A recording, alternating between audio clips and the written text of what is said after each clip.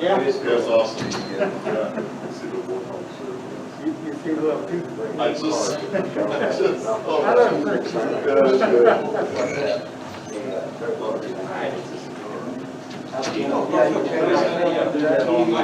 Dartmouth County? Garfield. Okay, they've got somebody that's going to be the coordinator. They haven't scheduled a meeting yet. Is that where you're at? I'm funny, my machine partner for me did, and I want to get involved when they start over there. Okay, I can get it on YouTube, I'm not on Facebook. All right. See you later. Hello, Trent. Thank you for coming, brother. Great to see you. It's been a while. Hey, doing good, man. Thanks for coming. Yes, sir. What's that? Really? See what's going on.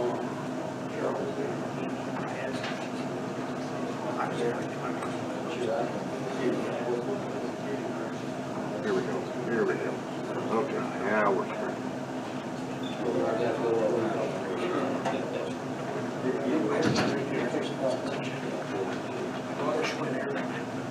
Hello, good morning. Good morning. That's how you show that. Oh, yeah. Hey, is that Tony? Hey, good to see you, man. Thanks for coming. Hey, here's a man who drove probably the longest today. How you doing? Good to see you.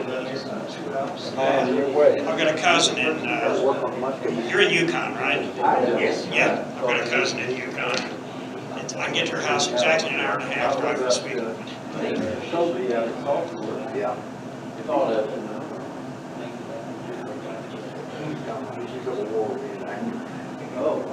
You have to. Gene Cropper, and I'll tell you what, let me.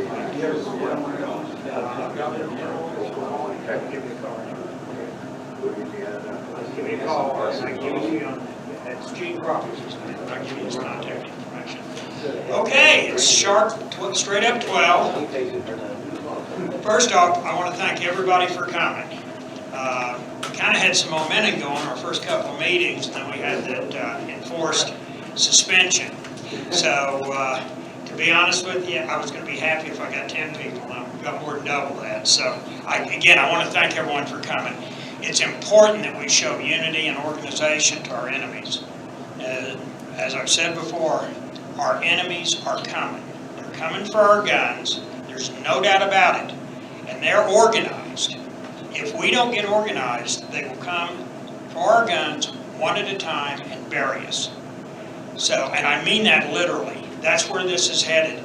I just read this morning the California State Legislature. Hello, gentlemen. Thank you for coming. Grab a seat. The California Legislature has voted to delete the part of their Constitution that declares equal rights for everybody. This is where the left's gotten to. And they're doing this so they can go after gun owners, white folks, anybody they disagree with. Yeah. I mean, can you believe this? In 2020, we've got the largest state in the union. They're seriously considering taking the equal rights section of their state constitution out. So anyway, as I said, there are enemies, they're organized, we've got to be organized. Tell all your friends about OK2A. It's an easy website to remember. Charlie, thank you for coming. Real pleasure. I just saw you. This is Charlie Wilson. He's the local camp commander for the Sons of Confederate Veterans. And Glenn, before y'all leave, let me introduce you to him later, okay? Got a guy here that might be interested, Charlie. Another one of my politically correct groups I'm a member of. Yeah, I can't get more popular these days than anything connected to Confederate.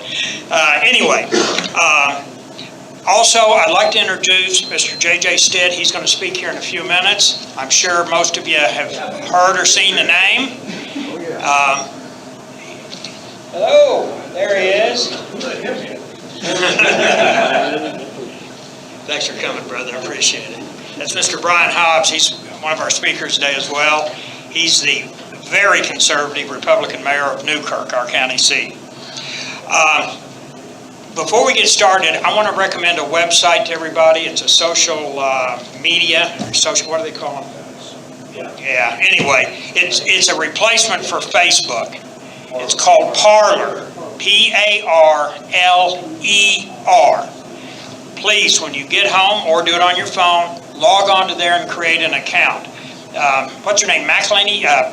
The president's his press secretary, that sharp blonde lady? McElhaney. She just joined, so I think there's a good chance we may have the president joining Parler. If he does, it's going to take off like a skyrocket. They do not censor political talk or postings on there like has been happening on Facebook. I think it's just a matter of time before Facebook cuts off OK2A's legs on Facebook. So even if nobody else joins, if all of our members are members at Parler, we will be able to communicate. Right now, the way it's set up, if Facebook cuts us off, it's going to be an uphill struggle. So please, P-A-R-L-E-R.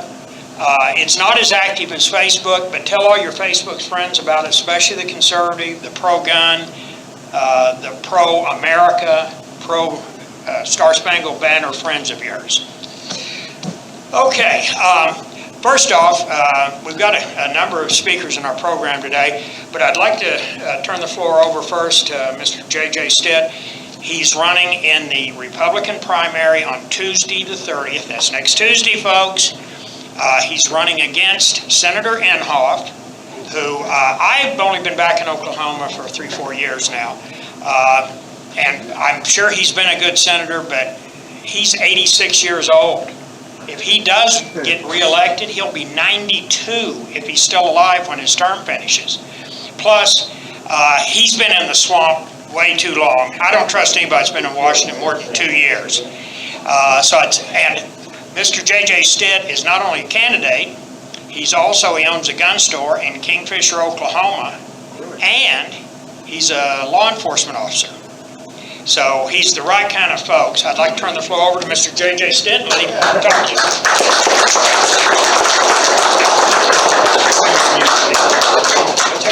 Oh, yeah. Oh, boy. Yeah. Let's all do the pledge. Thank you. Should have put it on my list. I pledge allegiance to the flag of the United States of America and to the republic for which it stands, one nation, under God, indivisible, with liberty and justice for all. And then Pastor Jack Adams is a pastor here. He's been so generous in letting us use his facilities, and he'll lead us in prayer. Let's all bow our heads. Father, Lord, right now we just thank you for this wonderful opportunity of being able to gather together. Lord, we see what's going on in our country, and Father, we know that this isn't your will. And we pray, Father, right now that you would make this group effective. Lord, that you would touch the lives and the hearts of people around us, God. And Lord, that you would turn back these that want to take our amendment rights and that want to persecute individuals and people groups. And Father, Lord, we just ask today that you would bless the speakers, that you would be glorified in Jesus' name. Amen. Thank you. God bless you. Thank y'all for letting me be here and speak to y'all today. K County is a newly formed chapter. I saw your first, like 65 or 80 some people that was here on your first meeting. Our first 2 meetings have been 65 to 70 people. That is actually good turnout and good. That shows the support. Terry's exactly right. You got to show your support. That way, other people know that there's a movement growing and how it's coming forth. It's a force to be reckoned with. Is what they need to understand. Yes, Terry, thank you for that. I am a retail firearms business owner in Kingfisher, Oklahoma. We also have a gun range. We carved about 7 acres out of my family farm back on the river. We have just about sand. We got bulldozers. Carved out some berms, built sniper towers, and we actually put down a pretty good facility forward. Campaign trail's taking me away from the maintenance of the facility. I need to go mow, but it's still there and it's still active.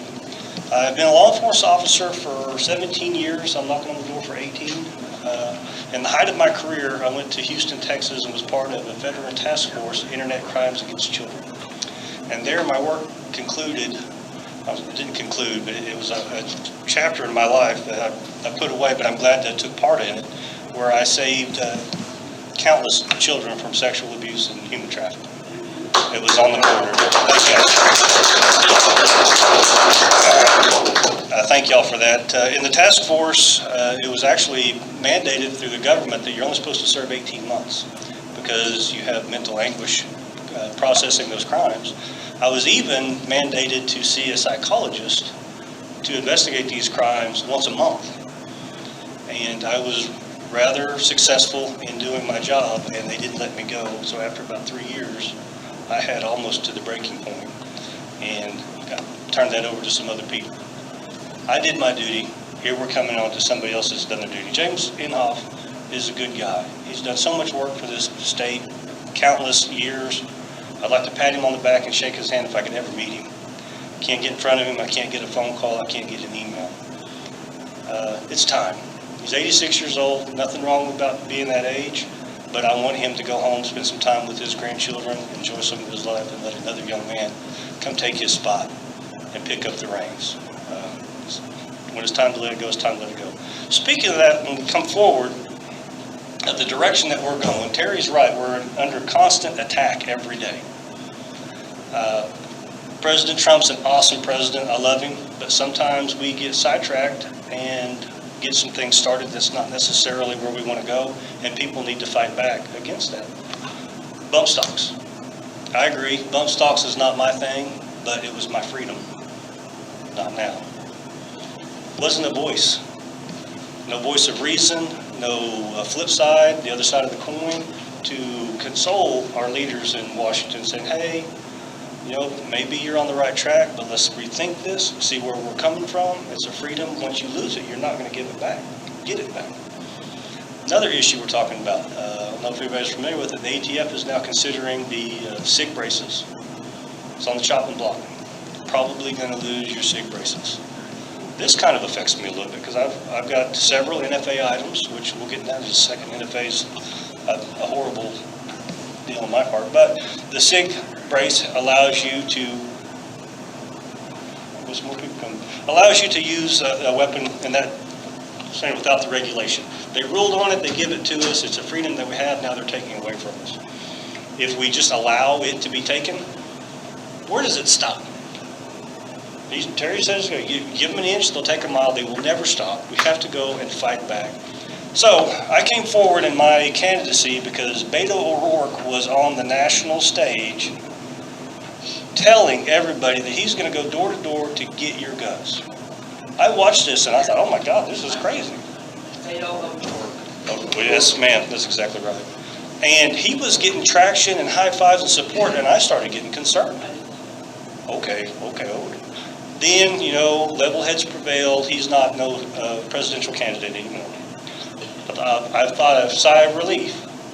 A month later, here comes Joe Biden, and now Beto O'Rourke is his gun czar designated for his administration. Cannot let down our guard. I've said that I am the strongest 2A candidate to ever be on a ballot. I have yet for anybody to ever challenge me or say that's not the truth. Everybody knows that I am 100% 2A. My retirement investment was to support homeowners have firearms, police officers to have proper equipment on the street. Believe it or not, police officers got to buy their own equipment. It's not provided for you, not like you think. But I'm coming forward. Take just a few minutes of your time. Thank you, Terry. I'm here all day for this afternoon. I'll be traveling out other towns. I'm the most accessible person that you'll ever find. Pick up a phone, click my name. I will return your message, your phone call. My wife and I, in the last 2 days, we've taken probably 300 phone calls alone. That's not counting text messages and Facebook, that's just phone calls. So please reach out. Yes, ma'am? I just have one question. I saw something on the news yesterday or the day before where, and it was probably just a publicity opportunity at the time, but I saw where President Trump had actually endorsed him. I kind of shuddered at it, but I didn't know about you. Yeah, he did, President Trump. Actually, the Tulsa rally was kind of an Inhofe rally, in my opinion. But, and that's okay. It's just endorsements all the time. Not everybody that Trump endorses wins. Right. Also, too, President Trump's kind of in a trick back here. He's got a long-term incumbent same party senator, so he's obligated. I mean, just the political reality of Washington, he's obligated to endorse Hobbs. That didn't mean a thing to me. I watched the whole speech, and that's just part of the political system. He doesn't really have a choice in that. He's got to get Republicans on board, but I guarantee you, he'll have a lot more in common with Mr. J.J. Stitt than he will with Hobbs.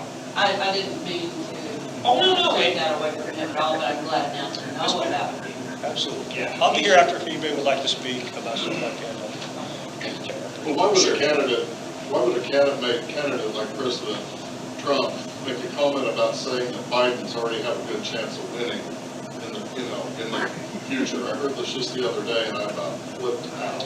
I was like, why the hell would you say something like that? Well, we need to be aware. So anytime that there's a issue of voter fraud, it's never in favor of a Republican. I have yet to ever find it. Yeah. I'm not saying that that's the case, but I have yet to ever see it. I'll say that's the case. So he's bringing about these issues to let you know that it's not guaranteed, because impeachment 1 didn't work, impeachment 2 is coming. It's coming. It's far from guaranteed. Riots aren't working. Right. Yeah, riots aren't working. What's next? Godzilla's going to be coming over the horizon. I wouldn't be surprised at this point. Isn't it? Well, they didn't go very far. Is that why they're making such a mess out of comments about voting by mail? Is along the same line? Breeding ground for fraud right there. Who do you think the vice president? My personal opinion, I thought it was going to be Hillary Clinton, but I think that they're afraid that Joe won't see much of a presidency as a vice president. Okay, and folks, we're going to have a discussion session at the end. So I'd like, thank you, JJ. Well, save it till the end. We're going to have a complete open discussion at the end of the meeting, and we can talk for 2 hours then if you want. But we've got to get on with it. Excuse me, Tom, but I've got to get the program underway, and we'll have a full open discussion at the end of the meeting. Also, the lady with Mr. Stitt is his wife, Bonnie. She is a class act. I don't know how he was able to get such a classy lady.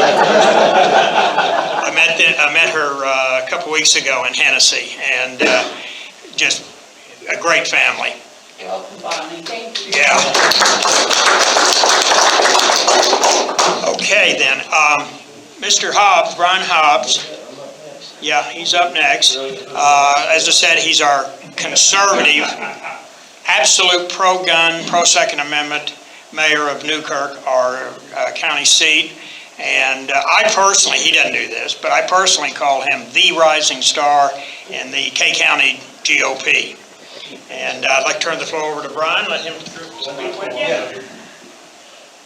All right, well, okay, he gave, I don't know if I know all of you guys or not, probably quite a few of you.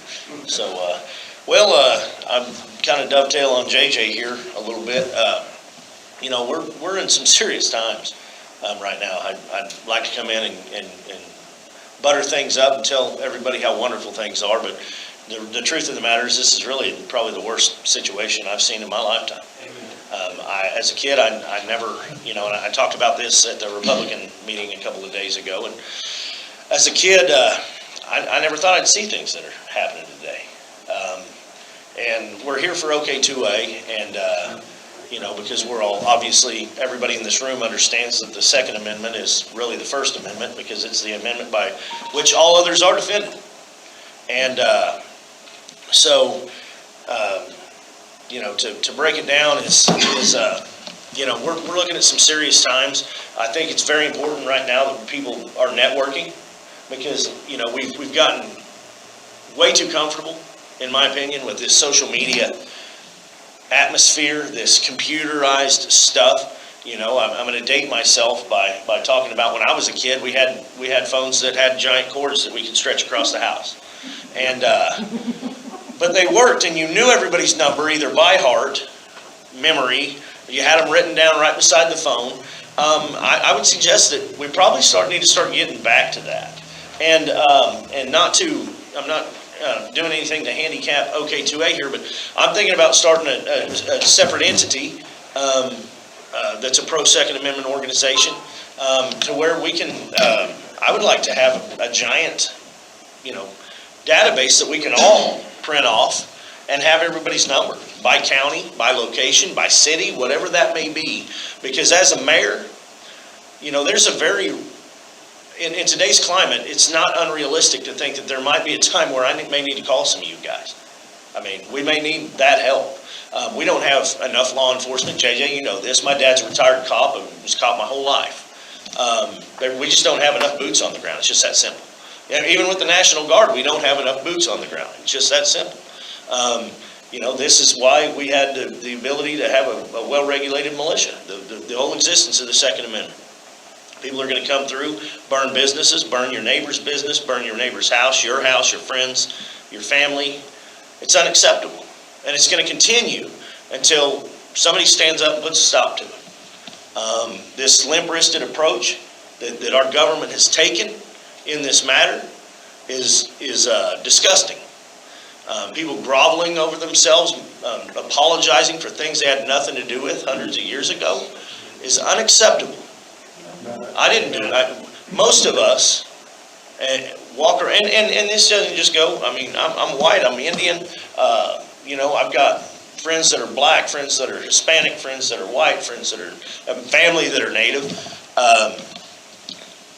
We just didn't grow up worrying about what color somebody was. It never crossed our mind. Do you treat me decent? Sure. Okay. Well, that's a measure of character. The idea that everybody needs to be, held accountable for this, and again, that our elected officials are capitulating to this idea, just, in my opinion, magnifies the problem, and it feeds the fire. And that, in my opinion, needs to stop.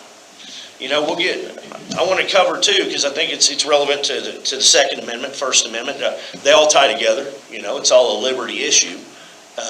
Like I said, we're here for the second, but that's because it defends all the others. When this COVID pandemic came out, I was asked, as a mayor, what are we going to do? And and I had written, and I won't torture the guys who were at the Republican meeting the other day with reading my open letter again, but the gist of it is this. A lot of men better than myself. I'm a vet.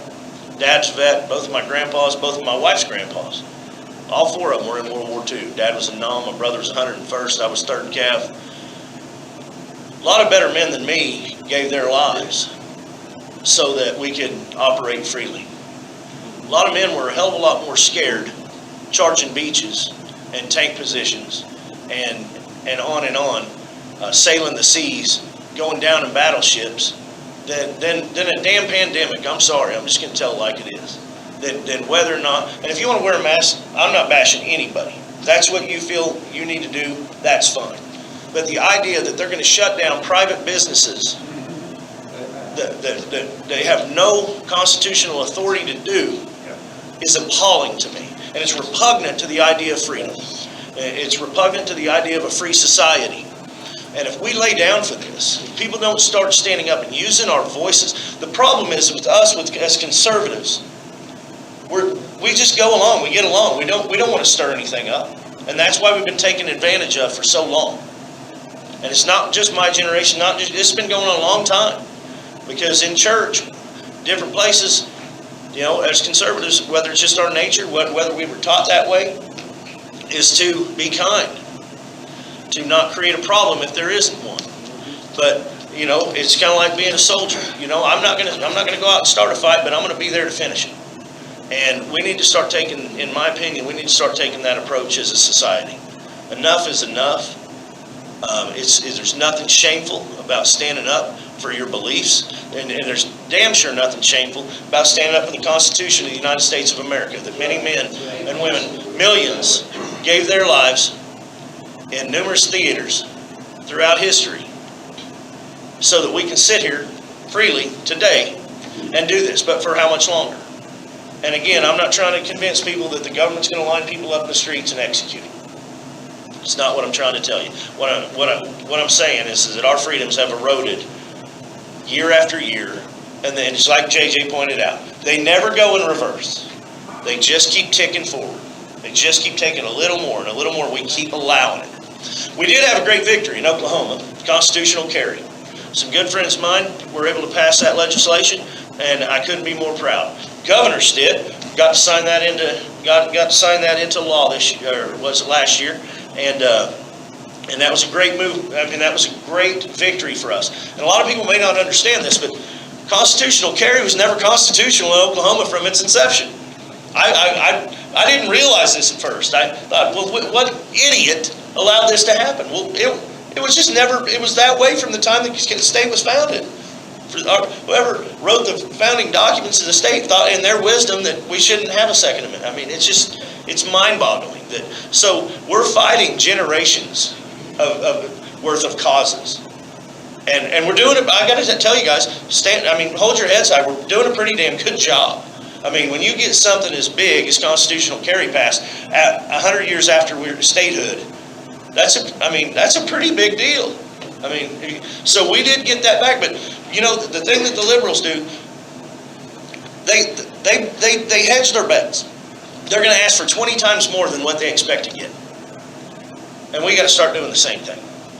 You know, I want fully automatic machine guns. Why? Because that's what the Second Amendment allows.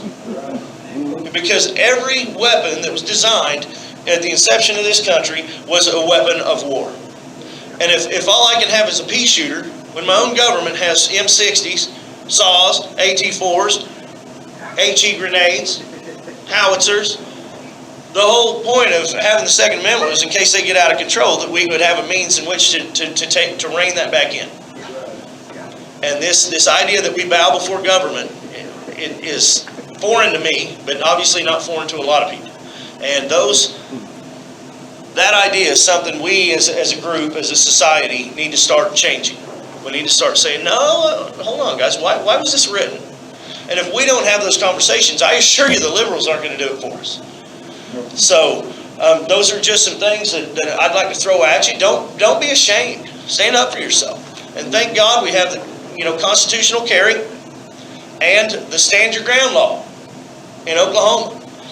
And I'll maybe get Terry to cover that. But if you feel like your life's in danger, you can use lethal force. And this is not a problem for conservatives for the same reasons that we've been quiet for so long. We don't go out picking fights.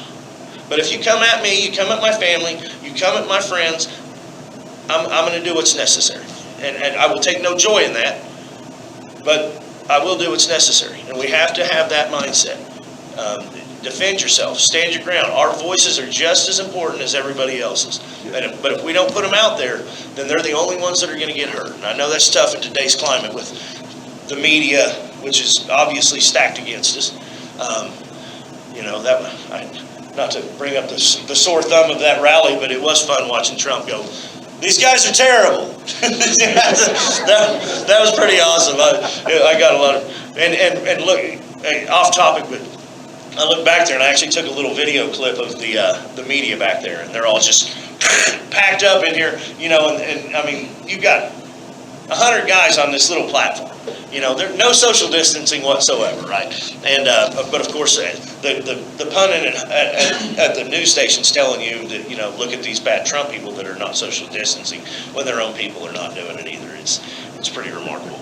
But anyway, well, does anybody have anything they want to say? Or I guess we got comments. Yeah, if you could just hold any comments or questions, we'll take as long as we need to at the end of the meeting. That way we can get the meeting out of the way, and then we can talk all we want.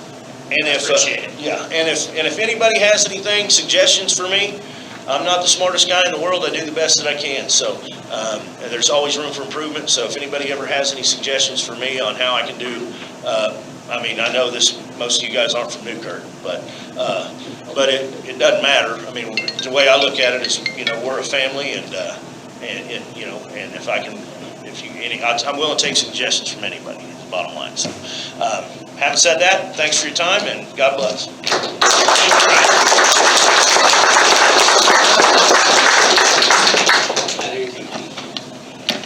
Okay, and again, I appreciate everybody holding our discussion until the end. We need to kind of, like I said, we get the meeting out of the way and then we can talk all day if you want. I've got two subjects I'm going to cover in a little more detail today. One is what you can do to increase your chances of getting out of a riot uninjured and unarrested. We're fortunate here in Kay County, we haven't had to deal with anything like this yet, but all of us in Kay County go to Wichita, Tulsa, or Oklahoma City on a regular basis. And the thing about crisis situations is they jump on you right now. You're in them before you realize you're in them.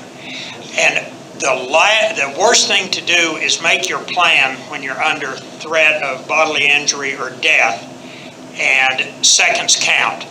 So I'm not saying everybody should have a plan all laid out, but I wanted to give some general precepts. If you find yourself in these situations, you can go back in your memory, access this file folder, and maybe give you a little bit of advantage in the situation you're in. Now, first off, the key to surviving in any situation is situational awareness. Put that in all caps. It's much easier to deal with a problem if you see it coming 5 seconds, 10 seconds, 5 minutes before it happens. Back when I was doing a lot of drinking and I literally living in bars, people would come by the bar to look for me before they'd go to my house. And I got a real good sense of knowing there's a fight getting ready to happen 2 bar stools down. Now, I didn't leave. I'd get up and go to the other side of the room because I wanted to be a spectator. And it's just a matter of just kind of tuning in on what's going around. It's so easy, especially if you're herding kids, you're talking to your wife, your husband, whatever. But it's always a good idea when you're out in public to just scan your surroundings. If you go in a building, first thing when you go in is locate the exits. So if something happens, a fire, a shooting, or whatever, you at least already know where the exits are. That could save you precious seconds. Now, if you see things starting to go bad, the best thing to do is get out, get away. You don't want to stand around and be a spectator, as opposed to what I used to do. That wasn't smart. Luckily, I was never in a life-threatening situation because of it. Now, if you're out on the street or in a mall or in public and all of a sudden you find yourself engulfed in a crowd of rioters, and like I said, this can happen so quick, first thing you want to do is blend in with the crowd. You don't want to stand out, so you don't want to try and run. You don't want to do anything to call attention to yourself. If they don't notice you, you've got a lot better chance of not being hurt or injured. First thing you do, if you're outside and you get engulfed in one of these crowds, if you can get into a building, do it. Get inside. If you're on the street, you're in the middle of it. These kind of things happen outdoors and in the street. It's much safer inside a building. If you can get in a building and lock the door, that's even better. But if you can't lock the door, get in the building and get to the other side of the building, put as much space between you and the problem as you can. Now, if you accidentally come up on rioters or a political demonstration, you want to walk away from the crowd in the most direct route to avoid the crowd, but moving with the crowd. If the crowd's moving east to west, you want to move east to west. You start trying to go back against them, number one, you're fighting the tide, and number two, you're calling attention to yourself. So move with the crowd, but look for empty pockets where you can keep edging your way towards the side of the crowd where you can get out of it. If you're going through a crowd, if you put your hands out in front of you like this, it'll work kind of like the prow of a ship. It'll help you get through. Also, if you turn sideways, you can get through a much smaller opening than you can if you're walking shoulders forward. As you are working your way to the edge, and when you get to the edge, look for a place of sanctuary. And this could be anything to get you out of the crowd and away from the group. Nothing good is going to happen in one of those crowds. Now, if you find yourself surrounded by a mob and there's a wall, get your back up to the wall. Then you've only got threats coming at you from 180 degrees, not 360 degrees. Now again, this any situation is better if you see something coming than to have it just bust on your head immediately. You only have the people in front of you, they won't be behind you, and this is going to give you a lot more flexibility in what you can do. If you do go back against the wall, get stationary. Chances are the crowd, they're focused dead ahead with the group. If you can get off to the side and just stay unmoving, there's a very good chance they'll just pass you by. Once you get against the wall, that's the time to take a few seconds and get yourself organized and then plan an escape. Some way to get even further away from the crowd or the group. And this is going to be completely dependent on a given situation, but that's the time to try and formulate your plan. First plan is get out of the crowd. If you can't get completely out, get your back to a wall, and then use your brain power to try and figure an escape route. If you're wearing a backpack or any kind of bag, ladies' purse, get that in front of you. That'll give you a little bit of shielding.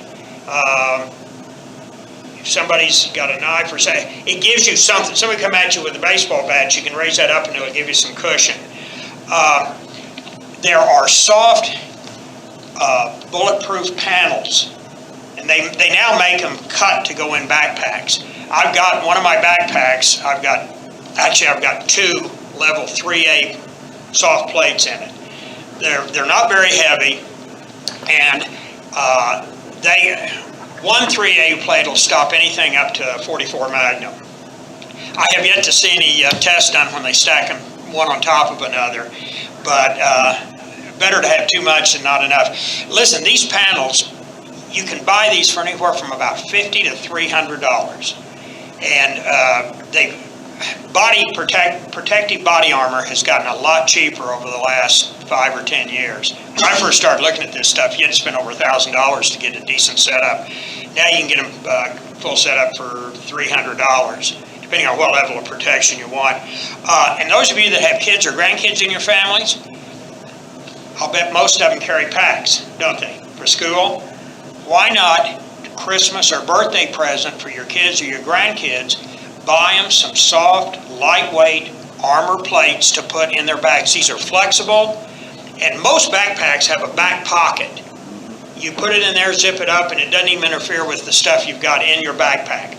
But just think of the advantage, and if you do this, explain to the kid what it is and how to use it to protect themselves if they do find themselves in a situation at their school or wherever where there's an active shooter involved. I mean, just for $50, you could give every kid in your family a bulletproof backpack. Just get the plate and put it in the backpack they already have. I can't overemphasize how important this could be. And I've sock shopped all over. The best, least expensive place to buy quality stuff is Botash.com, BOTACH.com. You can get level 3A plates there for $50. In fact, they've got a complete vest. It's a discreet vest, doesn't have MOLLE on it, with a front panel and a back panel, soft, a level 3A for $100. The carrier and 2 plates. And I've seen tests on YouTube with theirs, and every one of their plates will stop a bullet rated higher than its actual rating. Would you say that one more time? Yeah, Botash, BOTACH.com. I just bought one of these. Oh, and another huge plus with this entire setup weighs 4 pounds, folks. I've got several sets of body armor. The others weigh anywhere from 10 to 22. This is 4 pounds. And this is something you could put on and put a 2X, or for somebody my size, I could put a 2X XL sweatshirt over it, and I don't even think it would print. But anyway, if you've got protection on board, that's the nice thing about a backpack. A lot of people are carrying backpacks, and you don't have to put anything on, but if you get in a situation, you've got a shield.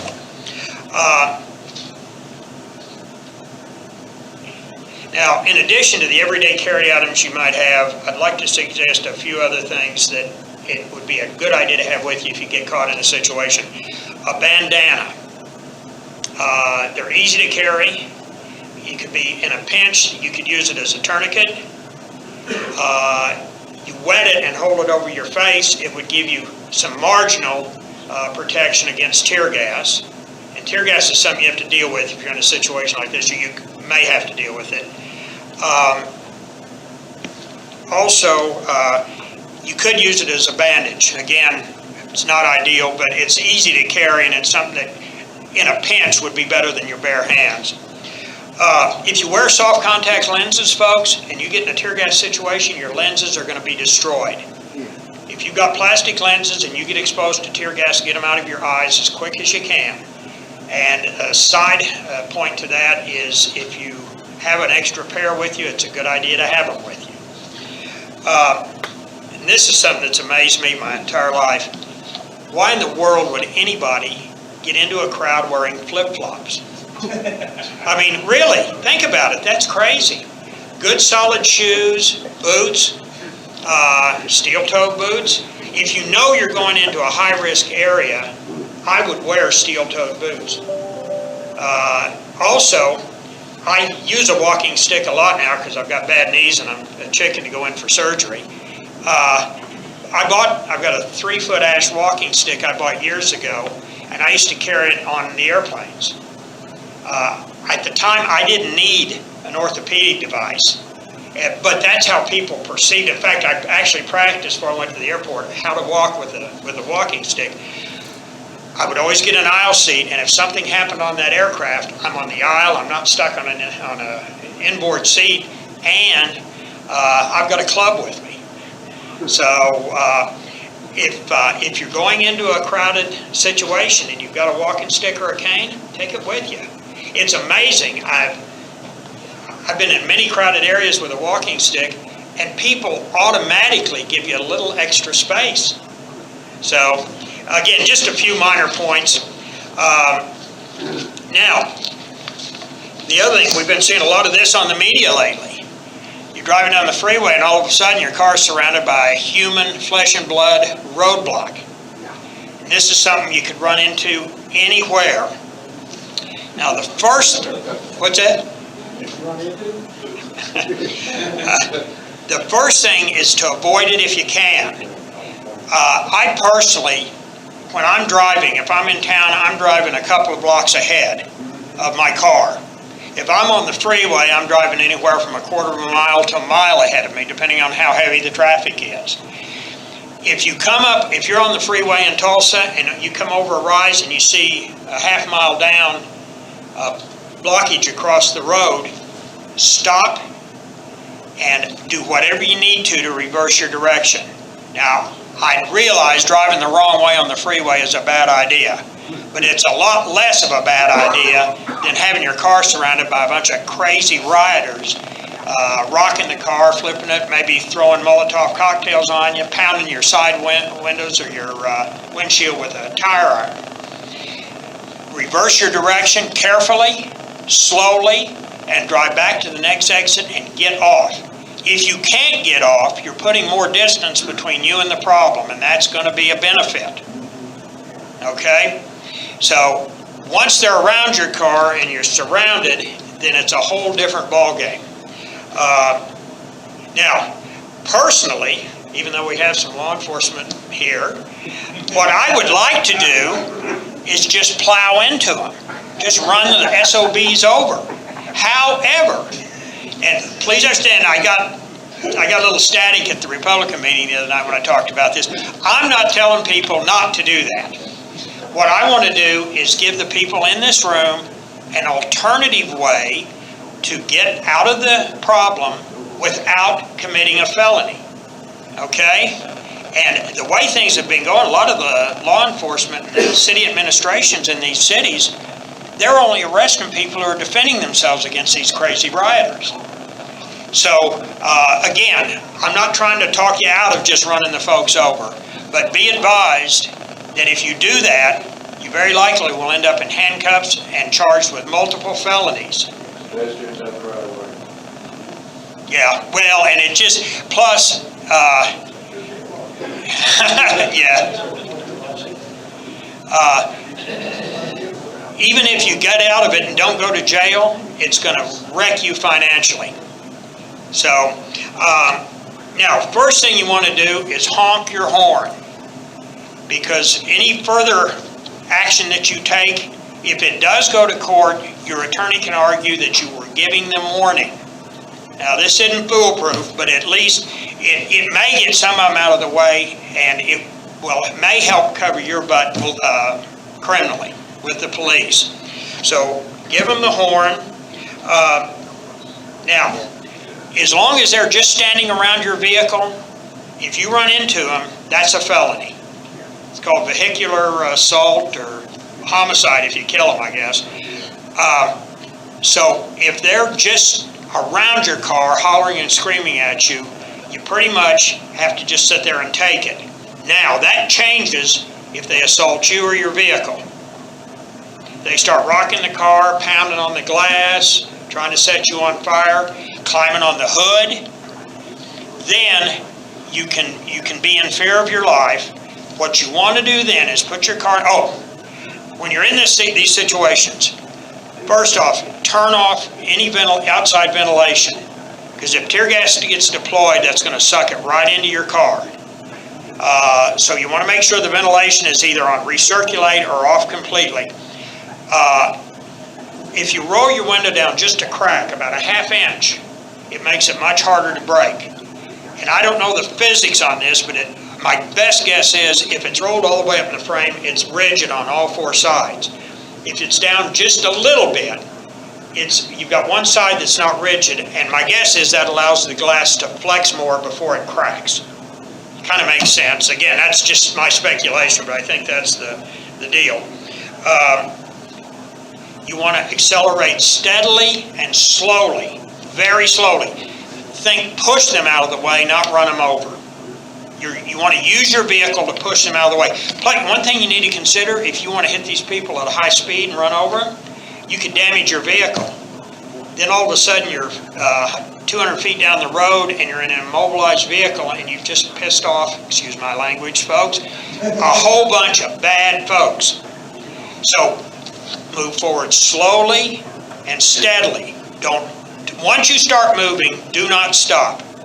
If you stop, they're going to mob around your vehicle again. If you're moving forward, at least some of those people will have enough sense to step off to the side. So instead of having 50 people in front of you, you've only got 20. And it's a lot easier to move 20 people out of the way than it is 50. But slowly, steadily, and accelerating very slightly. And as soon as you're clear of the crowd, then floor it and get out. And like I said, the key is push. Keep that in mind. You want to push them out of the way. You don't want to run over them. Keep your doors locked, obviously, and your seatbelt off. The seatbelt's to protect you against some kind of high-speed accident. If you're dead stop, it's no protection at all.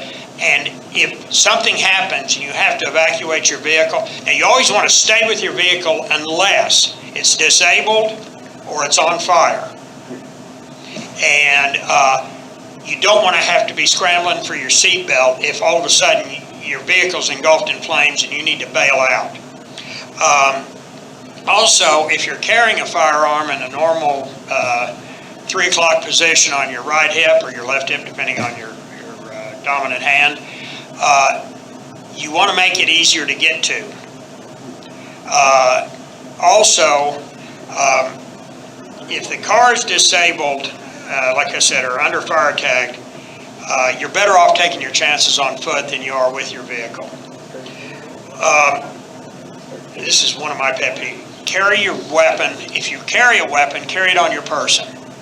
Having it stuck to a magnet underneath the dash or in a seat pocket hanging in front of your driver's seat or in the glove compartment of the console. If something happens and you have to evacuate your vehicle instantly, you may forget your gun. And then all of a sudden now you've got a crazy mob and one of them's armed with your own weapon. I can't think of anything more embarrassing than being shot with your own weapon. Yeah. So I don't know. To me, plus I don't like leaving my car, my gun in my car. It's the reason I don't have any gun stickers on my car. I've had a weapon stolen out of a truck in Albuquerque years ago. And not only is it hurt financially, but you know, I've got a weapon that's my responsibility out there on the street, and who knows who's got it. Now, there's other forms of roadblocks you need to kind of be aware of. Sometimes these people will steal cars and they block the road with it. Again, avoidance is the key if you can. If not, if they had it blocked with a bunch of Civics and Priuses, and I was in a four-wheel drive F350, I know what I'd do is I'd push them cars out of the way. But that's something you're going to have to consider. And again, you're going to damage your vehicle and you may disable it. So going that route is something that I would give second thoughts to. If you are going to try to get through, if their cars are parked like this, go between them. Don't try and push a whole car sideways. It's a lot easier to pivot two cars out 90 degrees and get through than it is to try and push a car out the wrong way. Now, other things you might want to think about, a dash cam. If you've got a dash cam and something like this happens, you've got a video evidence that you did things right. Otherwise, it's going to be your word against 50 crazy riders that'll say anything to get you in trouble. So a dash cam is a good idea. Failing that, get your phone out and hit record. Try to get as much of the picture as you can, but if nothing else, you'll be recording the audio part of it. If you do end up in court, anything you've got to justify your defense of yourself is going to be a plus. I would not ever pull my gun unless my life was in imminent threat. I don't believe in pulling a gun and waving around to scare people or impress them. If I ever pull my gun, somebody's going to get shot. So keep that in mind. If you pull your gun out and you're not ready to use it, they will take it away from you and they will kill you with your own weapon. And that's happened so many times. I've had a lot of people, a number of females over the years, because they know I'm into firearms, think about buying their first weapon, asking my advice. First thing I ask them, are you ready to kill somebody to protect yourself or your family? If they have any hesitation at all, I tell them, don't buy a weapon. They're only for killing. They're not for scaring people.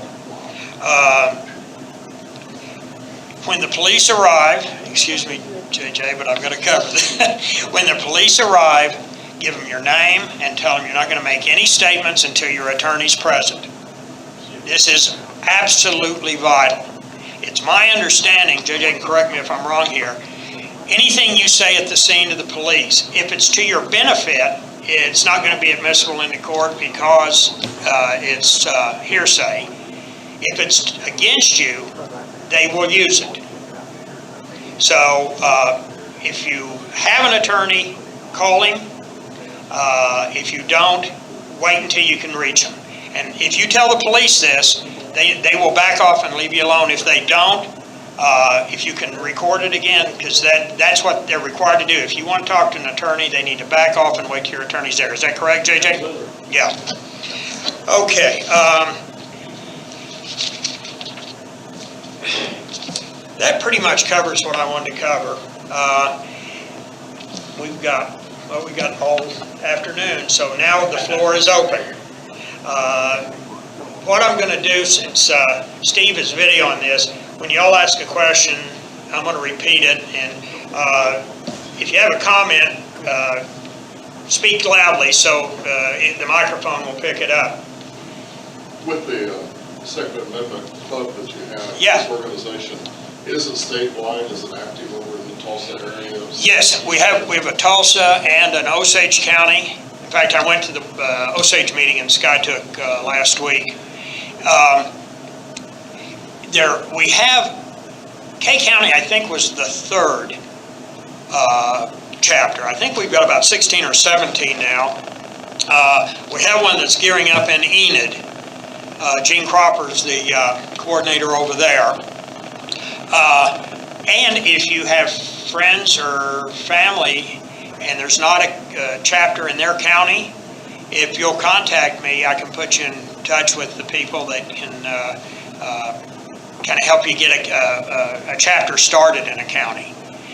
What we need is a coordinator, which is kind of like what I do, is somebody in the county that does, kind of helps gets things organized and group meetings and whatnot together. On the state level, how is the communication broadcasted? Via email, text? Right now, within the club, Yes. right now it's primarily on Facebook. That's one of the things I'm nervous about. That's why I'm talking to everybody about Parler, PARLER.com. But that's the primary communication. But we've got a sign-in sheet back there. If you'll put down your name, your email address, and your phone number, we do have an email list that we send out. We just have to have your contact information to do that. Also, Mr. Glenn Cope back there, I'm sure a lot of you already know him. He's set up, if you want to join, we've got membership starting from $25 a year and on up. It's money well spent, folks. We make things happen. We've got the bills that Brian mentioned earlier.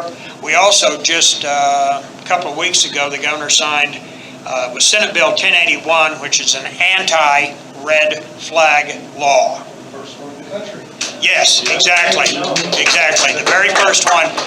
And to give you a little detail on that, I've spoken to a district judge, I've spoken to the OK2A state attorney, and I've also spoken with Senator Nathan Dahm, who was the author of that bill.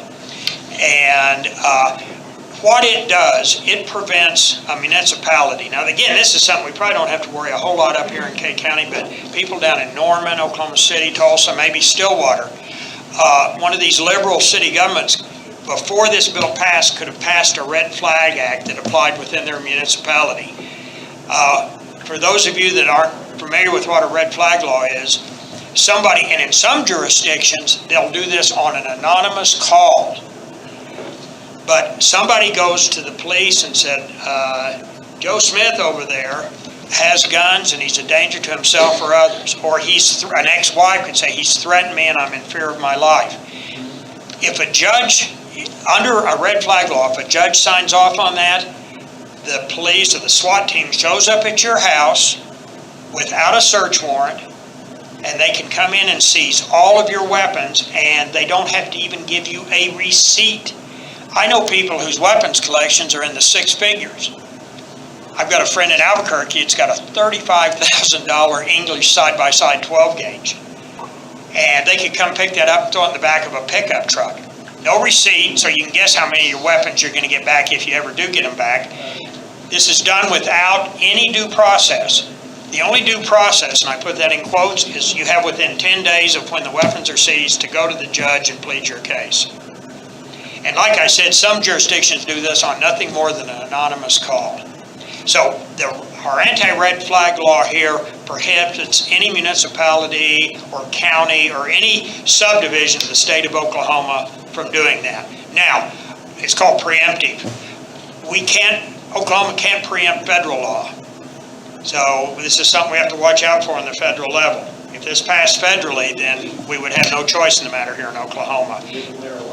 Huh? Yeah. Well, yeah. Amen to that. Speaking of the federal level, what access and what type of contributions? Is there a lobbyist with this group that does contribute, i.e. with the NRA or with?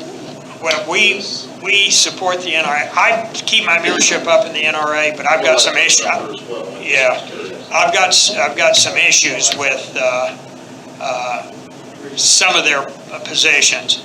They're not as hardcore as I'd like. Gun Owners of America is another. They're a good hardcore group. We have a full-time lobbyist, Mr. Don Spencer. He's the president of OK2A, and he is at the state legislature every day. They're in session pushing these bills.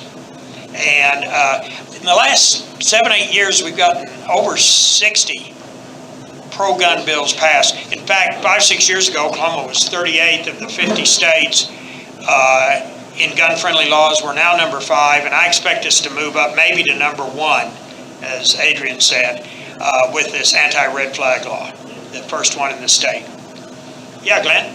I've got 2 things. Yes.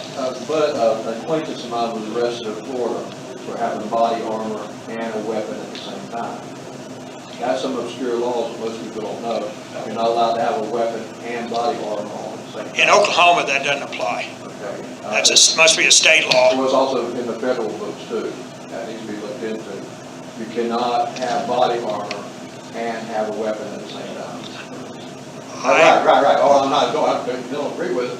But that's an obscure law that's in most states and on the federal. That's the first I've heard of, but there being a federal law. I'll check into it. Thank you. Thanks for the heads up. Second thing too Yeah. is, on your education part of this, the Second Amendment was strategically placed in the Bill of Rights on purpose. It's not just a spot holder.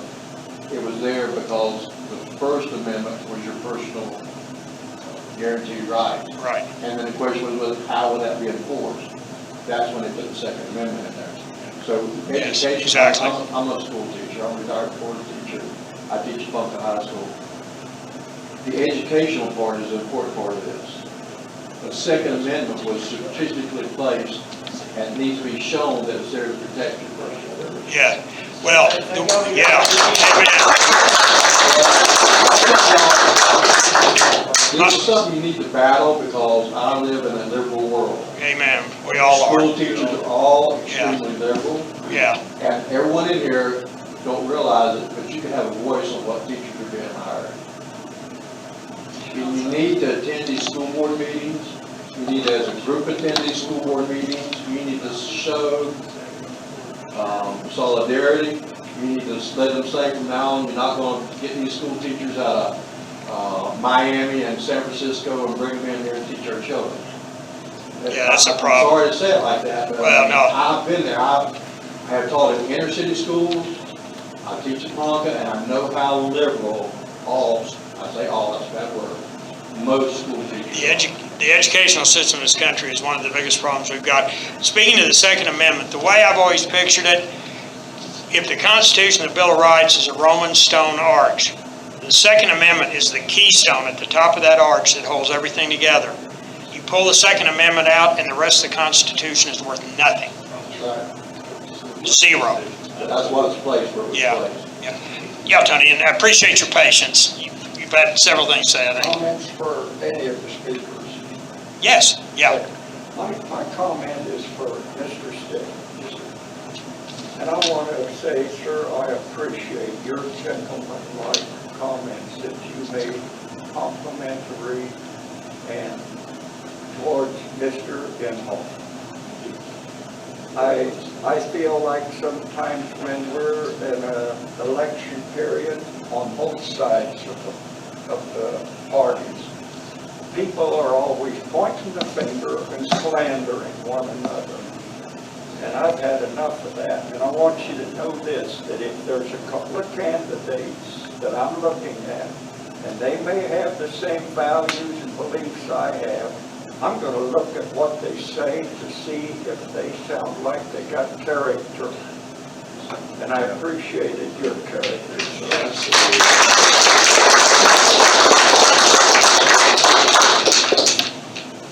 Who else? I just wanted to maybe say something that others might be struggling with. As we were walking out the door, when he came to get me this morning, I said to him, I said, you know the reason that it seems like everything that's happening in the world today, and forgive me, I don't mean to offend anybody, but the leftists, if you will, are the ones that are speaking out against the things that they don't agree with. And nobody, we, myself, we're not speaking out. But if we did, then we would be accused of all the things they're already accusing us of being, you know, racist or whatever. How do we really go forward? If we have something we want to say, and Brian, really, you started this in your speech, and I. Well, and that's a very good question, I think, and I think everybody in here probably feels that same sentiment to some degree. Would you agree? I mean, I think, me included. And the real simple truth of it, the simple answer is this. You just got to get past it. Don't care. I don't care. This racist word has been used so much that it's lost its meaning. It means nothing to me, and you have to let it mean nothing to you. Words only have power if you allow them to. That's the beautiful thing about it. Stop letting it have power over you. Ignore them. Okay, great. Don't let it. That's the problem. We've become so emotionally invested in what other people think of us and that's a problem. And the gentleman teacher was touched on. I think some of that comes from public ed. I'm a product of that environment. We're put in this little cage and told that we got to act this way and we got to care what I don't care anymore. I just don't care. If people don't like what I'm doing, unelect them. At least I'll sleep at night knowing I did the best that I could for my children. I'm okay with that. I don't care what maybe I shouldn't say that. I don't care what you think of me. I'm doing what's right by my family, by my state, by my country, by God. I'm okay with that. I can live with that. Everybody in this room is going to have to get to that point.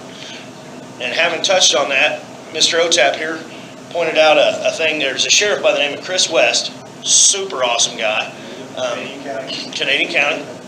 He actually put out a call for a posse in Canadian County of citizens.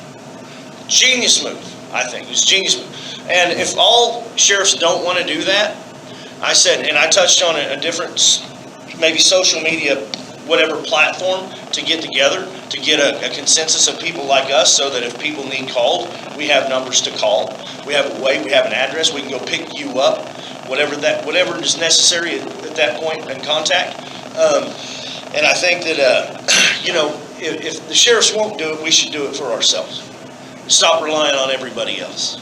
We're here today because we took the initiative to be here.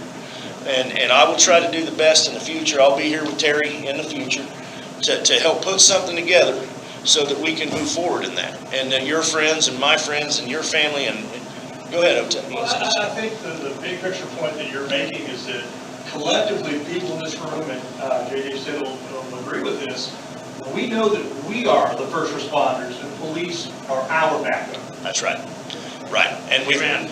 Well said, Adrian. Yes, exactly. And that's when seconds perfect. count, the police are minutes away, if they're coming at all, particularly if we look at rural areas. Right. Well, not to mention if they shut down parts of town. Or if we live in some crazy liberal utopia, fantasy land where they want to defund the police. Yeah. Minneapolis City Council voted unanimously to abolish the entire police department. And just yesterday, I saw a story posted. They've already announced they've got a Sharia police force that's going to take to the streets in Minneapolis. What could go wrong? And they've had this for months in New York City. They've got This is going to work out flawlessly. In New York City, they now, in effect, going right now, they have an Islamic police department. The guys, it's a Sharia enforcement. The guys' uniforms from a block away look just like NYPD uniforms. The paint schemes and colors on the cars are identical to the New York Police Department colors. This is going on right now today, folks, in New York City, and it's going to be, it may be the only law enforcement agency on the streets in Minneapolis. I'll tell you, I'm ready to whip out my passport to immigrate to CHOP or Chaz or whatever they're calling it in Seattle. Take it over. Well, guys, that's what I started out, and I hate always touching on negatives because who wants to live that way? But we have to face the reality that we're in trouble. Amen. We're in big trouble. It doesn't matter. I used to sit around and try to blame this generation or that or mine or whoever. It really doesn't matter. Bottom line is we're in trouble, and this is our country. And and if we don't do something, if we don't get organized, we're in trouble. The ship's going down. The Titanic has hit the iceberg. One of the things that I have and that I'm very upset about right now, and I don't understand the whys and how it can continue. You were talking about our veterans that gave their lives and the hundreds of thousands of men that are dead. before, what I'm getting ready to say is this. How can they have the audacity and how can they take down our statues and our things of history that only document this pathway of our great country? Because they're evil. Well, I know that. we have to, But goodness should beget people. we have to It should be understand, stopped. we have to understand that this didn't start yesterday. First, I know that. we have to acknowledge that. Well, I know you, probably the people in this room do. So I'm just saying it for good measure. Yeah, I get excited about it too. Don't be sorry. Yes, And it's a damn good thing. It's a damn good thing to get excited I know about. with kids that have only received participation trophies, they That- tear down the trophies This is that the- have gone to actual winners. This is and there's a very valid point to that, and it's an overarching thing of, we're now in a generation, and we are in a generation of everybody gets a trophy. Governor Stitt yesterday spoke at Ponca Politics. He stated specifically that he's not going to allow rioting, vandalism, destruction in Oklahoma. And I believe him. Yeah. He's not going to allow in Oklahoma what's been going on in Seattle and Minneapolis. And He said as soon as, basically, he said as, He explained Oklahoma City. well, he called in the National Guard. The mayor fell down on that job. we haven't had any statues uprooted here. Yeah, well, hold on. That wasn't Mr. Stitt's fault. He shouldn't have even had to get involved. Had the mayor done his job, and I'm calling him out on video right now, as a mayor, if he'd have done his job, Mr. Stitt wouldn't have had to get involved at all. But since he didn't do his job, Mr. Stitt rolled out the National Guard. That's what he's saying, is when if it gets out of hand, they will step in, I think is what he was trying to get at. We're not going to tolerate it in Oklahoma. And I support him in that. Governor, that mayor in Oklahoma City would be in jail Yeah. for failing to meet his responsibility. Back to your point, though, is what we need to understand about this, guys, and this is, in my opinion, the crux of it, and I don't want to get too long-winded here, but I don't know if these are holdovers from the 1950s. These are beatniks that are running stuff now that brought a Marxist ideology. I mean, you can look back on, was it Gorbachev, all these people saying, we will defeat the United States but we won't do it militarily, because they couldn't. Because said that he could overcome our country without firing a single bullet. and what's he done? What have they done? It's happening right before our eyes. This is not spontaneous. This is not spontaneous. This is planned, it's organized, it's financed, and this is a Marxist coup going on against the United States Constitution right now. And we need to acknowledge it. We need to start telling everybody we know. And yes, and our media is complicit. Well, and I actually had made a social, and sometimes I get a little salty on social media, sometimes I probably shouldn't, but I'm kidding. But, you know, there's, and we can debate who could try these people, and I suggested the UCMJ, but that's because I believe that it's an act of aggression against our country, and regardless of whether they're wearing a uniform or not, it is a military act of aggression. A coup against our country, and there are politicians that should be subject to that, and I hope to see some indictments rolled down at some point. I mean, we say lock her up like a little slogan, but there's some truth to it. You violated the riders in OKC. I saw that this morning. Yes, well, I'm talking about the upper levels, but yes, that's a good place to start too. But at the upper levels, the American people, myself included, probably you guys included, have no confidence in what's going on at this point. I mean, we've seen these people break the law. The FBI had a coup, our own FBI, which, I mean, if you look at the roots of the FBI, nobody should support anyway. But they had tried to have a coup against a presidential election. And nothing's been done about it. I mean, we're in trouble. They just this last week, they had more files come out, and they've proven that Obama and Biden Obama was behind this at a meeting in the Oval Office. The right people investigated, quote unquote. Yeah. Well, and I They hope might have riots if they hauled Obama out in handcuffs. so be it. We're already having riots. Yeah, What's the big deal? Yeah. But, you know, no one in this room, and thankfully we live in Oklahoma, and thankfully we now have constitutional carry. no one in this room or abroad should live in fear of their bodily being. Nor should you. Walk with pride. Believe what you want to believe. That's the beauty of America. You don't have to agree with me. I don't have to agree with you. But the minute you threaten me, the minute you put your hands on me, the minute you make an act of aggression against me, I will respond. Absolutely. We're Americans, and we need to remember that. Amen. A lot of people gave blood, and if we don't stand up, like you said, if we're the torchbearers here. If we don't stand up and start telling people that it's wrong, that why are you doing this? There's a demographic. There's a section of young society that may be out of reach. I don't know. Maybe they'll grow out of it. Maybe they won't. I don't know. But they have no respect for the sacrifices that have been made. They have no respect for our country. They have no respect for anybody else. And if ironically, all the people crying for socialism and Marxism are generally not very big contributors to society. Well, I mean, go figure. They call them socialists. Yeah. Very same situation and trials that are going on right now during the early 70s in Vietnam. They tried the Yeah, very same. this is worse now. Well, it is. But this was the 50s and 60s. Then again, during Nam, and now we're going through it again, and it's the same bad actors and with the same intentions and the same cause. We have to acknowledge it. But What we it can't is. be complacent. I agree. The major difference between then and now is now a lot of the people in authority at the local and the national level are on board with these people. That's the difference now. Like I said earlier, somebody defend themselves against these rioters, and they're the one that's most likely hauled into jail. This happened in Albuquerque. Did any of you see that video that happened in Albuquerque? That's the city I left to move back to Tonkawa.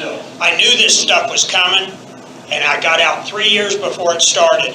The mayor of Albuquerque, the same day that happened at the museum there, the mayor of Albuquerque announced that from now on, they're going to be sending out counselors on some of the 911 calls. That will probably last until they've got 2 or 3 or 4 dead counselors at a scene. Also, just think about this. Right now, and correct me if I'm wrong in this, JJ, a 911 call comes in, it goes directly to the police department right now, within seconds. Now they've added another level of bureaucracy between the call and a response. Now it's going to have to go from the woman on the phone or the guy on the phone to some bureaucrat, and he's going to make a decision whether to send a counselor or to send an armed police officer. So these situations, again, seconds count, and right here, I can't imagine, considering most government bureaucrat organizations, this not adding at least 2 or 3 or maybe 5 minutes to response time on a crisis situation. It's insane. Being bugs in the social work. Yeah, guys, a question. I don't know if anybody else in here, are you guys preppers? So yeah, sort of. Well, it's just a name. Somebody who's prepared, spends a portion of your time being prepared for a bad event. I was complimented highly by my 2 little daughters that live out in Colorado. I won't say where. When the pandemic happened, they called me up immediately and said, Dad, you were right. I asked that, yes, exactly, and I'm guilty. Well, you know, when COVID hit, I was like, well, I didn't have to leave. I didn't have to go to the store. Well, the toilet paper thing, thankfully, my wife had bought quite a bit right before this kicked off. So I was good. But what do you guys think about having a topic for a meeting? And I'm just trying to help Terry out here in the future. We could cover some prepping stuff at a future meeting. Is that something that people would be interested in? That maybe little fun tips and stuff that maybe help people? Does everybody here have my phone number and email address? I'll give it to you verbally, and if you come up to me afterwards, I can give you a card. It's Terry Thompson. My phone is 580-670-0357. That's 580-670-0357. If you've got one of my handbills, all that information's at the bottom. My email address is Terry.Thompson at OK2A. Terry.Thompson, OK2A at Get his card. Gmail.com, yeah. So look at my own card. I only use that for the OK2A. Yes, sir. Terry, you put out these meetings online or what? Because I mean, I'm a member, but I didn't get a notice at all. I just heard about this meeting yesterday. Yeah, I've done my best to post it and promote it. I usually put up handbills in Blackwell and Park City. I just didn't have time. I've got some other stuff going on. We're supposed to be staying home. Yes. We'll Yeah. try to get more organized. Pastor Jack? You know, if nothing else, that's a good reason to have that list like you were talking about. Exactly, exactly. I'm the pastor here, and we highly support OK2A. They do. They walk in here to try to hurt us, they'll leave with about 7 or 8, 9, 10 bullets. So, this is a good thing. I work in the police department, I do all their maintenance. I also am a biblical counselor, a licensed biblical counselor. And so I talk to people all over, and you would be amazed at the lack of understanding that people have over this. And this group here is the group that can promote this in this town. I really appreciate the brothers talking about education, because they're not teaching our children real history. No. They're rewriting history. That's why they call people Nazis and have no idea what they're talking about. That's right. Yeah. If you take your iPhone, take a picture of that right there. And then about 2 weeks before we have this meeting, begin to put it up on social media everywhere. Make you a flyer out of it and stick it up somewhere. And I know for a fact we do big events in this town. And I know for a fact if you get it out there, people will come. But if they don't know what's going on, they won't come. So we try to promote I start about 2 weeks before, and I try to promote it. And then about a week before, or a few days before, we really promote it. Put it up on all your social links again.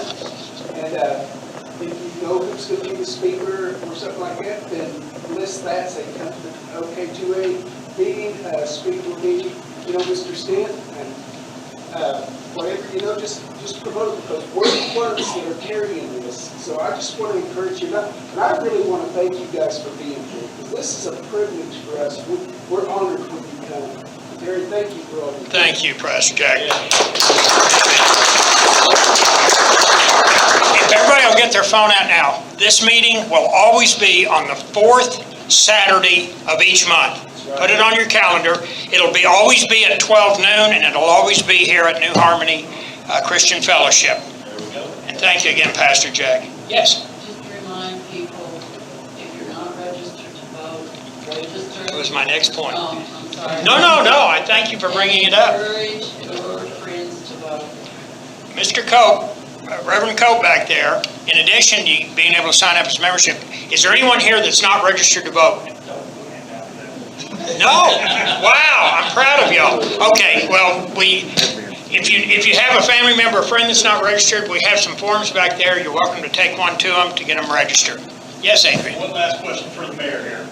What are your thoughts, particularly as a mayor of a municipality, about some of the moves we've seen lately to weaken some of our state preemption in Oklahoma, to allow municipalities to have the authority to designate areas under their control as gun-free zones, or to allow to criminalize or to make a distinction between open versus concealed carry in public? Well, that's a multifaceted question. One is, I will say, some of you guys have already told this to, some I have not. When this thing kicked off, this COVID craziness, I'll admit, I didn't know if this was going to be serious or not. You hear China releasing a virus. I mean, it's like something out of a horror movie, really. And I thought, man, this is a big one. This is why I spent the last 10 years getting ready for, right? God told me something was going to happen in my lifetime, and I intended to prepare for it. And so I thought maybe this was the big one. And thankfully, it wasn't. I mean, it just wasn't. The numbers weren't there. I was privy to some meetings at the Capitol with some guys in the health and public safety when this thing was going off. And at the beginning of this, and I'll get to your question. I just want to preface with this. We started this thing out with 500 tests in the entire state. So when this thing rolled out, and this is the part that bothers me, and I knew this, I was in the meeting, had 500 tests for the entire state. We didn't get more tests for weeks. So if this thing had already rolled into our state, and the contagion rate was as high as it was, there's no possible way to put, that anyone could have known how many people have actually touched it, how many people have been sick, how many people were asymptomatic carriers, et cetera, et cetera, et cetera. There's no way. The numbers were already out there. There was no putting the genie back in the bottle at that point, and we knew it. And, I likely had it. My family likely had it. We had a respiratory thing, and I was exposed at the Capitol. And so it wasn't fun, but it wasn't that bad. Having said that, as far as the gun areas,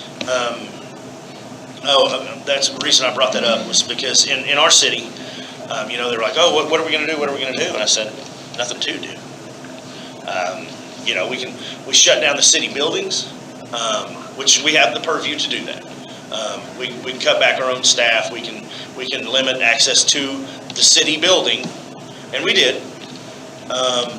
Drop your bill here, because at that point we didn't know. I mean, I didn't know. I mean, I knew that the numbers weren't going to be accurate, but I didn't know how severe the threat was. So we did that, but from that point I said, we can't tell people to shut their businesses down, guys. And I talked to some folks at the highest level of our state government, and I said, not shutting my town down. Not doing it. So if we're going to have a problem, then we're going to have a problem.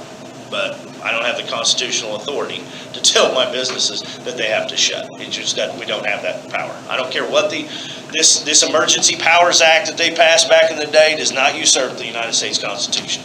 I don't care how many people vote on it. It's wrong. It's unconstitutional. I don't care how many Supreme Court justices you get to rule on it. I don't care how many legislators you get to vote on it. I don't care what the situation is, you cannot restrict the free movement of American citizens and the ability to do business. You can't do it. It's a basic principle. It's a basic function of who we are. So, having said that, we didn't do anything with private business, and I took some fire for that, and like I said, I don't care. Vote me out. But when it shakes down, I hope that history's on my side on that. But I'd rather, I guess it's old saying, I'd rather die on my feet than live on my knees. And it's just a decision that you have to make, and thankfully God put me in this position for this time, and I did the best that I could with it. And so having said that, Adrian, I don't believe that cities have the ability to restrict constitutional movement unless it's a public access building. Now, should they be able to say this part of town? Again, if you own a business and you don't want people carrying in your business, that's your private property. You have that right. You don't want Brian coming in with this. I also have the right to say, you know what? I'm gonna go over here to his business. You don't welcome me? That's fine. That's your property. I respect you. You respect me. We'll part ways and we'll do our business. Government doesn't have any right to be telling anyone, him or him, what to do with their business or this part of town. You're robbing people of their constitutional rights. I mean, so what's next?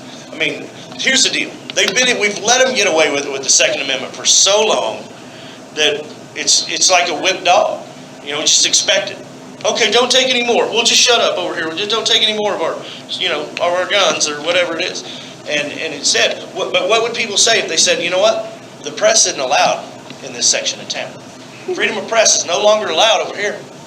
Boy, I bet they'd be squalling and crying and kicking in, and You can't pray in that park. what's really upsetting to me is what we've allowed to happen to the church during this COVID nonsense. I mean, whether you're a believer or not, you should believe that people have the right to peaceably assemble. Whether it's in God's name or anybody else's name, you cannot tell us that we cannot gather. This is insanity. And if this is not part of a collective coup, I don't know what is. You can't worship in the church, but you can burn it down. Yeah, you can get out and write, and the emperor, I'm sorry guys, I want to keep you here all day, but the emperor obviously had no clothes on here last week or the week before when they said, health officials say, on the news, national news, health officials say, it's okay to riot, you can gather for that, but you can't go to church. And you can't go to a Trump rally, boys. You know, you can't do, because COVID will be everywhere then. But if you're rioting, no, COVID's not coming. Can't go to a funeral. I mean, why don't they just, no funerals except for George Floyd. I mean, why didn't they just put a banner out that said this whole thing's a ruse? I mean, because it is, at this point. Anybody at this point that goes along with a shutdown, you're asking for it. Anybody who agrees to have their rights restricted, at this point, the first time people said, we love our neighbors, we love our community, we're going to try to be helpful. The gig's up, the jig's up. This is nonsense at this point. And they've admitted it, and so 40 million people out of work. They've destroyed our country. This was not an accident, guys. Isn't it interesting how the COVID virus numbers went up after the Trump rally, but they did not go up coincidentally after the collective gathering of individuals? Well, that's because of they changed the incubation period. Yes, it went from 2 weeks to Right now, the number of cases are going up and the deaths are down. Yes, Pat? Yes. You don't need to stand up. The comment about burning the church, I'm gonna tell you, up front, if they try to burn our church, I'm gonna be one of the first ones here, and I'm gonna be killing people. Yep. There is such thing as righteous anger, ma'am. And don't say anything to the police until your attorney. That's right. That's exactly right. Tell them go skip the road. Use a revolver. Yes. Do what? Say again? Yeah. Well, how many? I keep hearing about church, though I haven't heard about any mosques being closed.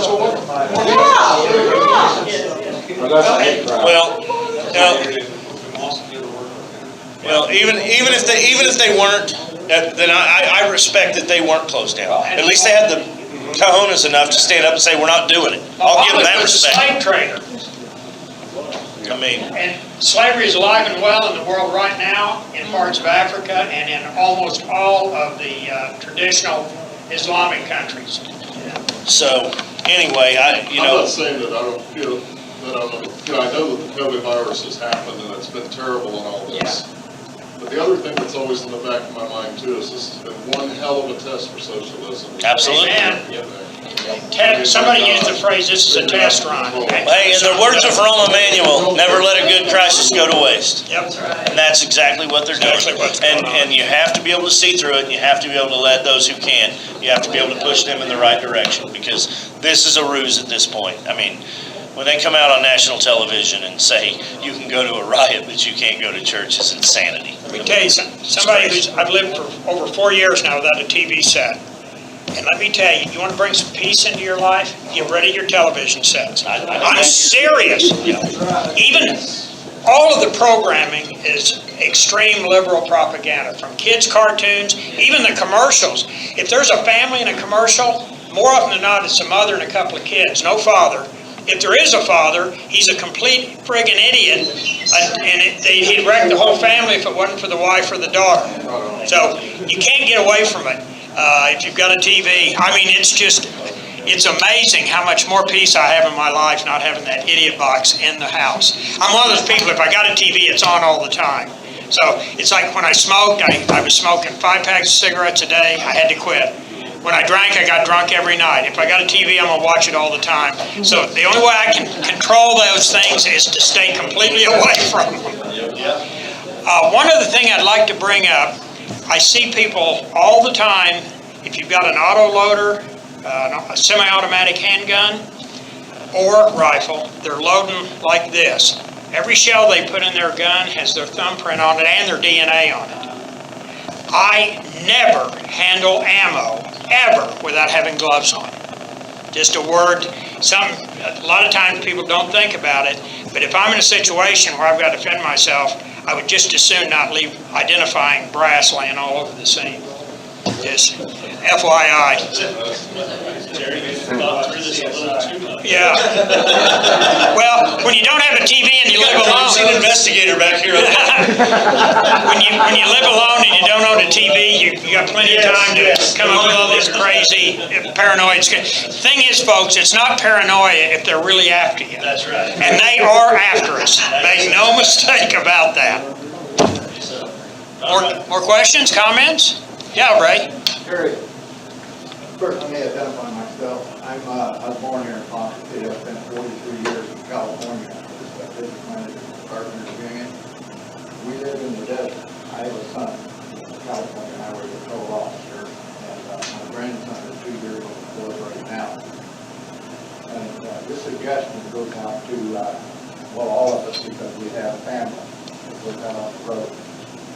Where we live is in a place called Ridgecrest, California, which is on the edge of the desert, and 110 miles from Bakersfield, Lancaster, and our daughter and grandkids live in Lancaster. The wife is going back and forth quite a bit. And she asked my son one day, she says, she always carried it. And she did a CWP in California, well, I think 50 almost. But anyway, so he told her, he says, that she carried out a Midwestern revolver 38. And she led in the seat. And she asked him one day, what's going to happen if I get stopped speeding? He said, you're going to get stopped speeding.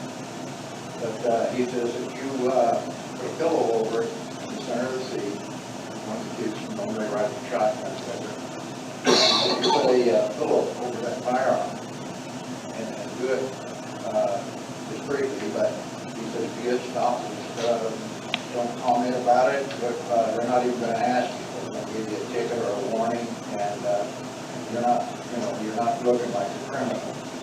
So he says, but if they ask, yes, identify it, tell them that it's loaded, and 99% they will bother you wrong.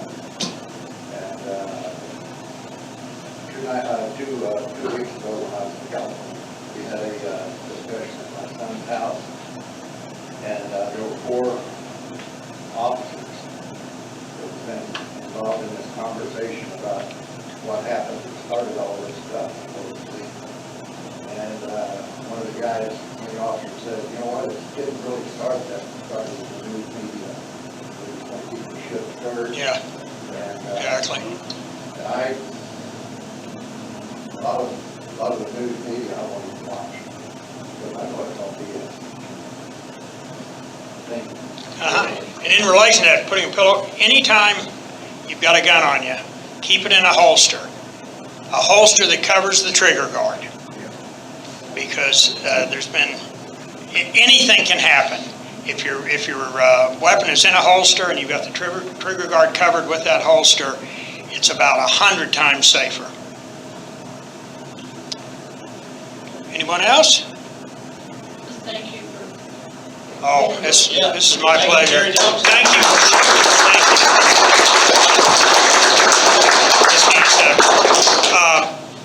Fourth Saturday of every month at 12 noon, the same location.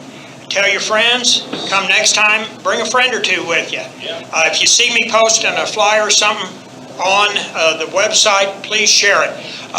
Glenn, as I mentioned, he's got memberships back there. Also, he's got paperwork for the Ponca City Rifle and Pistol Club. If you're a shooter and you're not a member, it is hands down the best facility in the northern central part of Oklahoma. We've got 50, 100, 200, and 300 rifle ranges, rifle ranges. We've got multiple pistol bays. We've got a shotgun area. You can throw clays and shoot. And we've also got a target set up for if you want to pattern your shotgun. It's a great deal, and you can see Glenn if you're interested. It's about 6 miles from here, right, Glenn? Yeah, 6 miles, halfway between here and Toccoa. Also, guys, I've probably already told some of you this, but we're going to be trying to put together a long-range shoot. It'll be just north of Newkirk. JJ, you'll obviously get an invite. I'm going to invite a lot of my political friends. I've got the Lieutenant Governor said he would come. I'm trying to get the other Stitt to come too. See. What's his name? It's not JJ, it's the other guy. But anyway, so, and guys, let's try to make a conscious effort between now and next month to try to be more active. And let's get people involved because, I mean, if there was ever a time, it's now. Amen, brother. And so get some people out here next time. I'll try to help with Terry. I mean, it's. Brian's gonna be involved every month Yeah, with it'll me. be election cycle for the next, until next Tuesday, so I'm pretty booked up until after that. Yeah. Vote Tuesday. In the next Anybody want a couple card? weeks, I've got let's it. get organized and let's get something bigger built for our county right here. Yeah. Yeah, Ted. Has anybody talked to the mayor of Park City yet? What's his take on this? I talked to him yesterday. In fact, I invited him to the meeting. He's an auctioneer and he's auctioning every Saturday. It's a big day for him. Yes, sir. Thank you for coming.